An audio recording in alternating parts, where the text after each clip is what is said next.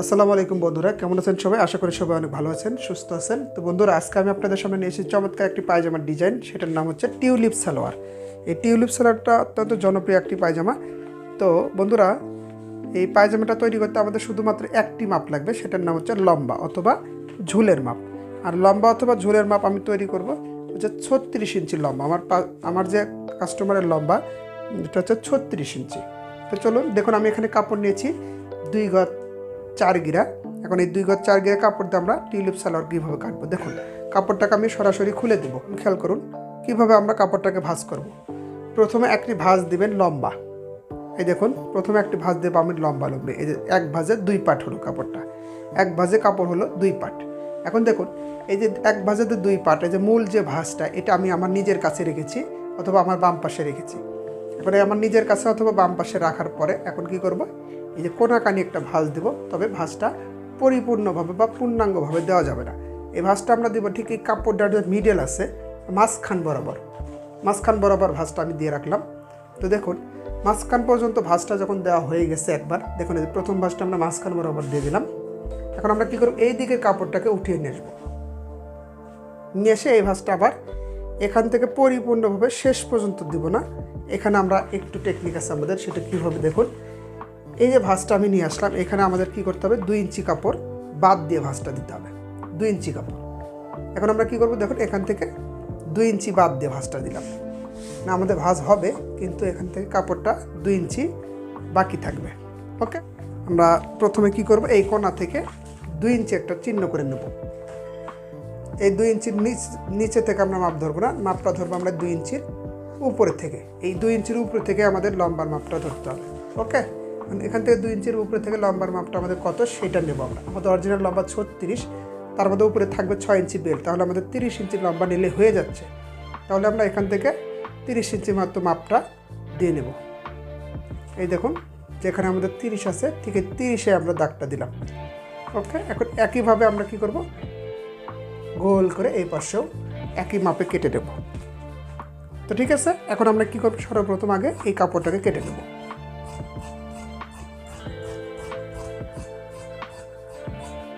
তো দেখুন, এখন আমাদের এই যে কাপড়টা বাঁচলো এটাতে আমরা বেল্ট পার্ট কাটবো, এটা আমি একটু পরে দেখাবো।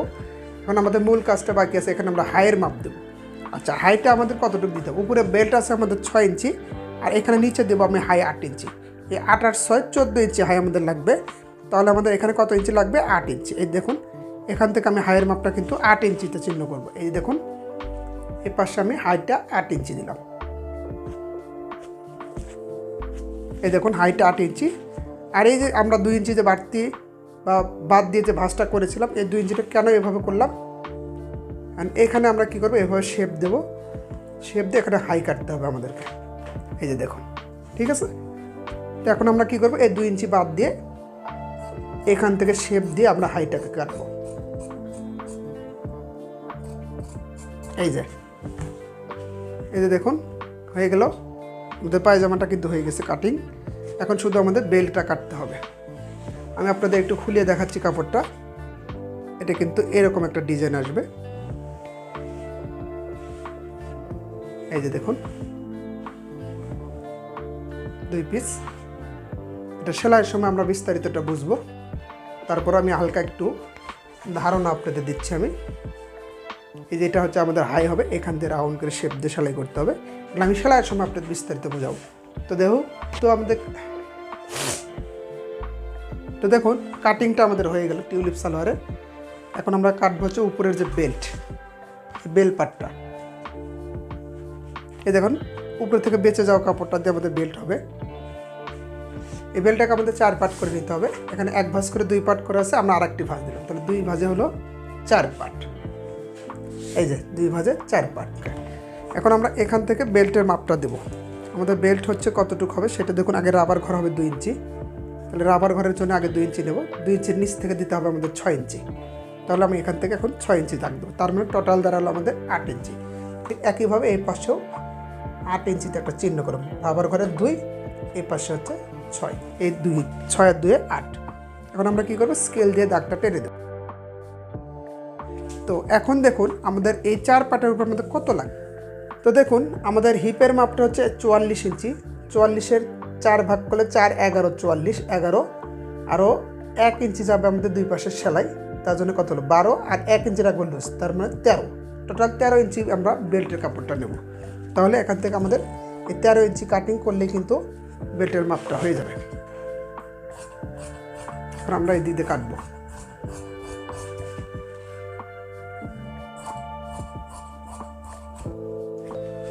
ওকে, এই যে দেখুন আমাদের কাটিংটা কিন্তু হয়ে গেছে।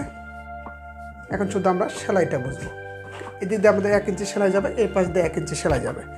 তাহলে আমাদের মোটামুটি দুই পাশের সেলাই 2 ইঞ্চি চলে যাওয়ার পরে আমাদের থাকবে হচ্ছে প্রায় 24 ইঞ্চির মতো। 24 ইঞ্চি আমাদের অরিজিনাল মাপটা কিন্তু 44, 22 দুগুণে 44 আর 2 ইঞ্চি রাখছি আমরা লুজ। ওকে,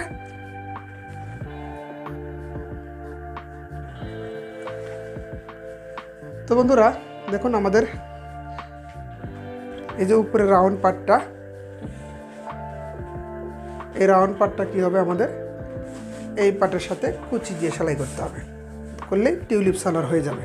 তো আমরা সেলাইয়ের সময় বিস্তারিত আরও ভালো বুঝতে পারবো নি।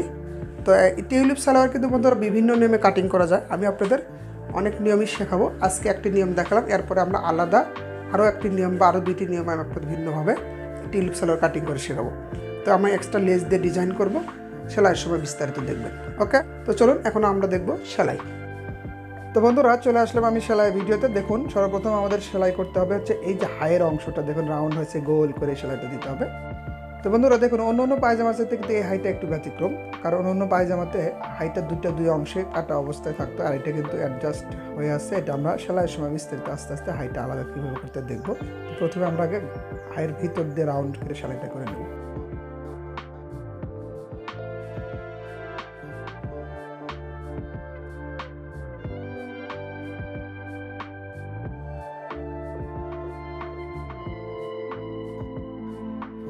তো দেখুন আমরা হাইয়ের ভিতর দিয়ে কিন্তু সেলাইটা করলাম, আর 2টি সেলাই দিয়েছি আমি। অবশ্যই আপনি 2টি সেলাই দিবেন, তাহলে হাইটা মজবুত হবে।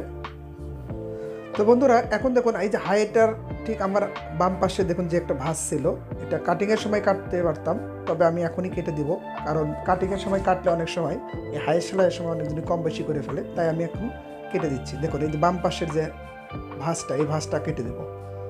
এই যে দেখুন এই যে হাইটার যে পাশে কাপড় কম, ঠিক সেই পাশের যে ভাঁজটা, এই ভাঁজটা কেটে দিতে হবে, তাহলে আমাদের 2 পিস হবে। এই পাশটা আমরা কেটে দেব। ওকে,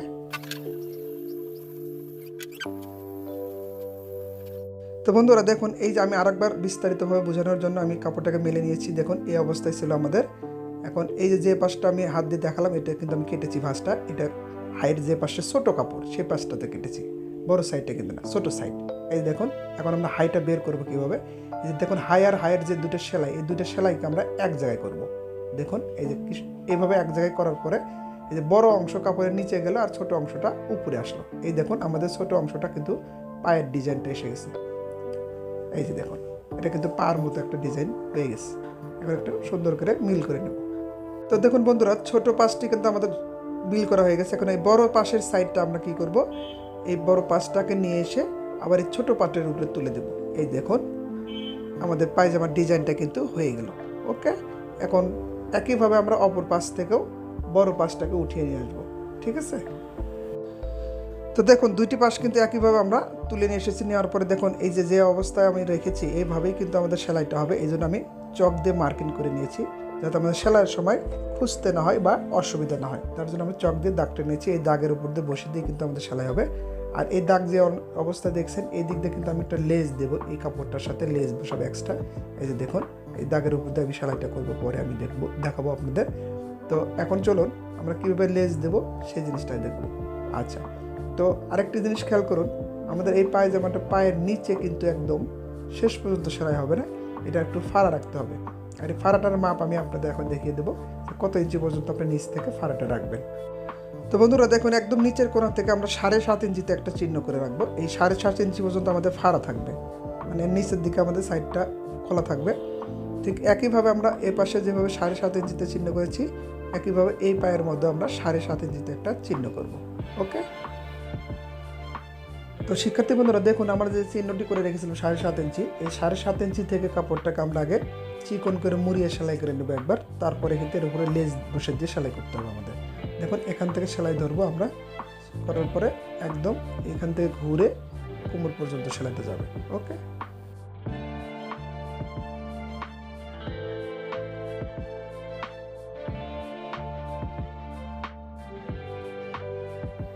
এই যে দেখুন মুড়িয়ে সেলাই করা হয়ে গেলে এইটা কিন্তু এর উপরে উঠবে, উঠার পরে এখান থেকে কিন্তু সেলাই দিতে হবে আমাদের। তো তার আগে আমরা কি করবো, রেডিমেড একটি লেস লাগাবো ডিজাইন করার জন্য। তো চলুন লেস লাগাবো এখন। তো দেখুন এই যে আমরা যে 7.5 যে ফাড়া রেখেছিলাম, এই 7.5 ইঞ্চি থেকে কিন্তু এখন লেসটা বসে দেবো, দিয়ে লেসটা এইভাবে সেলাই করব। ঠিক আছে, প্রথমে একটি সেলাই এক সাইড দিয়ে করে নেব, তারপরে কিন্তু একবার সেলাই করা হয়ে গেলে আরও একটি সেলাই দিতে হবে আরেক সাইড দিয়ে। ঠিক আছে, চলুন এখন সেলাই শুরু করি।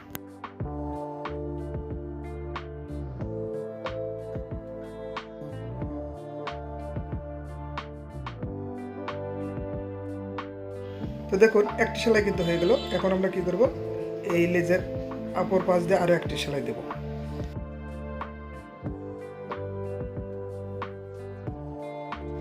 এই যে দেখুন আমাদের কাপড়টা কিন্তু শেষে এইভাবে সেলাই হবে। এই যে দেখুন লেসটা এর উপরে বসবে, এই যে দাগটা দিয়েছিলাম দাগের উপর দিয়ে বসে দিয়ে লেসটাকে সেলাই করে আটকে দেবো। এই যে দেখুন এবার এই যে কাপড়ের যে ভিতরে পার্টটা আছে এটা নড়াচড়া যাতে না করে তার জন্য আমরা কি করবো, লেজ যেখানে সেলাই হবে এখান থেকে এই পার্টটা আমরা কি করবো সেলাই করে আটকে দেব, তাহলে আমাদের আর নড়াচড়া করতে পারবে না। এই যে দেখুন এই লেসটা আমি কিন্তু মাথা আটকে নিয়েছিলাম, এবার এখান থেকে শুরু করবো একদম যে ফাড়া পর্যন্ত, এই ফাড়া পর্যন্ত সেলাইটা করে দেবো।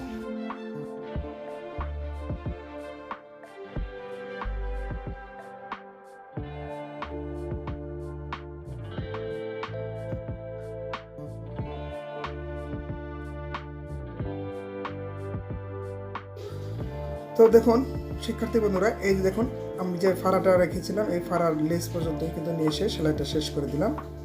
আর এই ফাড়াটার কারণে আমাদের দিতে পা ঢুকাতে হবে বা পা ঢুকাতে পারবো। তো দেখুন আমাদের সেলাইটা কিন্তু শেষ হয়ে গেছে। তো কমপ্লিট হয়ে গেল লেস লাগানো এই পায়জামার সাথে। এটা কিন্তু ভিতরের পার্টটা খেয়াল রাখতে হবে, তো ওই পার্টের সাথে আবার সেলাইটা না আটকে শুধুমাত্র দুই পার্টের সাথে সেলাইটা দিলাম আমি। ওকে, তো একইভাবে আমরা কি করবো, আরও এক সাইড কমপ্লিট করে নেব। তো বন্ধুরা দেখুন দুটি পা আমি একইভাবে কমপ্লিট করে নিচ্ছি, আপনারা একইভাবে কমপ্লিট করে নেবেন। এখন বাকি আছে আমাদের উপরে যে বেল্ট, এই বেল্টের ভিতরে আমরা কি করবো, রাবার ঘর তৈরি করবো। এগুলো রাবার ঘরের ভিডিও বা রাবার ঘর তৈরি করা অসংখ্য পায়জামার মধ্যে আমি শিখেছি, এমন কোনো পায়জামা নেই যে পায়জামার ডিজাইন কিন্তু আমার চ্যানেলে নাই। আর আপনারা যারা আমার চ্যানেলটাকে নতুন ভিজিট করছেন তারা অবশ্যই আমার চ্যানেলের ভিতরে যে প্লেলিস্ট দেখবেন, অসংখ্য রকমের পোশাক দেওয়া আছে, আশা করি অন্য কোথাও আর খুঁজতে হবে না আপনার। তো দেখুন প্রথমে আমরা 2 ইঞ্চি যে রাবার ঘর, এই রাবার ঘর মাথা মুড়িয়ে নিয়ে 2 ইঞ্চি বরাবর একটু ভাঁজ দিয়েছি, দিয়ে এখন নিচ দিয়ে একটা সেলাই দেবো।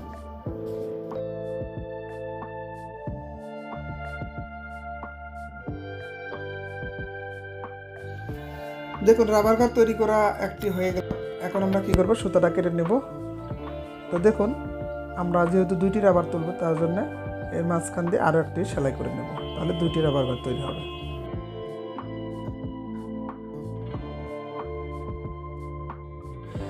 দেখুন আমি কিন্তু রাবার ঘর সেলাইয়ের এক জায়গায় একটু সামান্য ফাঁকা রেখেছি, কারণ ওই ফাঁকা দিয়ে রাবার তোলার পর আবার আটকে দেবো।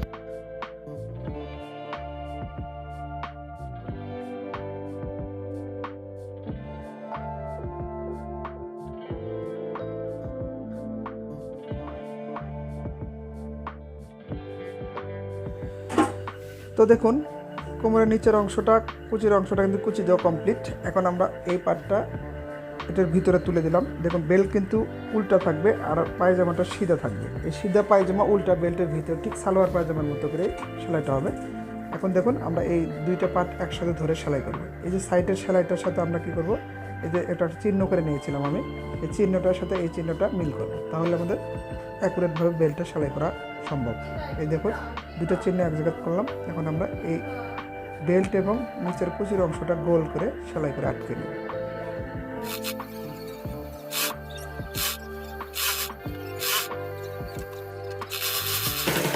বন্ধুরা এই আমাদের কুচি সেলাইটা কিন্তু দেওয়া শেষ। এখন আমরা বেল্টটাকে সোজা দিক বের করে দেখাবো। মোটামুটি আমাদের সেলাইটা কিন্তু প্রায় শেষ। তো আশা করি সবাই বুঝতে পেরে। আর কোনো কারণে যদি কোথাও কোনো বোঝার অসুবিধা হয় অবশ্যই আমাকে কমেন্ট বক্সে জানাবেন, আমি আপনাদের উত্তর দেওয়ার চেষ্টা করব। আমার ভিডিওটা যদি ভালো লেগে থাকে অবশ্যই একটি লাইক দিবেন এবং বন্ধুদের মধ্যে বেশি বেশি শেয়ার করুন এবং আমার চ্যানেলটা যারা সাবস্ক্রাইব করেছে তাদেরকে অসংখ্য ধন্যবাদ। আর এখনও যারা সাবস্ক্রাইব করেনি বন্ধুরা অবশ্যই প্লিজ সাবস্ক্রাইব করে নেবেন আমার চ্যানেলটা এবং নতুন নতুন ভিডিও পাওয়ার জন্য পাশে থাকা বেল অথবা ঘন্টাটিকে চাপ দিয়ে রাখবেন, যাতে নতুন কোনো ভিডিও আপলোড করে নোটিফিকেশনটা সবার আগে আপনি পেয়ে যান। তো বন্ধুরা, এই ছিল আজকের মতো। তো দেখা হচ্ছে পরবর্তীতে কোনো নতুন ভিডিওতে। সে প্রত্যাশায় সবাই ভালো থাকবেন, সুস্থ থাকবেন। আল্লাহ হাফেজ, আসসালামু আলাইকুম।